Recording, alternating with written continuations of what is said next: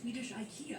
It's like a city IKEA, so it's not like a full IKEA, but we had to come see it. Just to say that we had been to an IKEA in the motherland. We're looking for the cafeteria. We are. We're not hungry. No. We just want to see it. Verify that the meatballs are here. And after a whirlwind day in Stockholm, Meatballs confirmed. They have them. They have the meat. exhausted and just a little bit cold, We did some stuff. Yeah. we headed back to the airport hotel to catch a bit of sleep before our next early morning flight to the Ice Hotel. Today we sleep in a warm room, tomorrow, a nice one. Okay, baby. Yeah.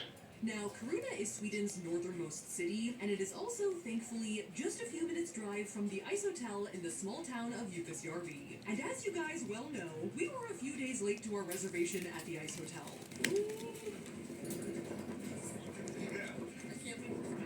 So while we were supposed to have a couple of days to explore and film, we actually really only did have about 24 hours to do all of the things on the docket. Alright, let's go.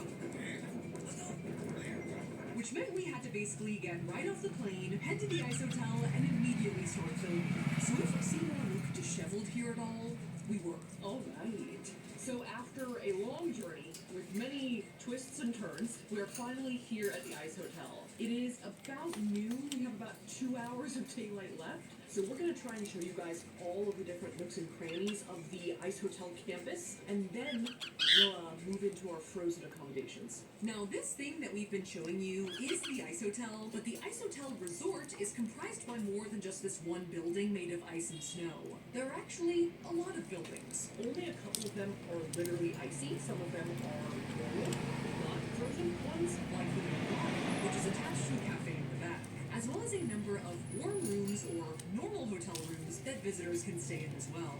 Come on in. Oh, it's a nice room. Oh, look at this. This is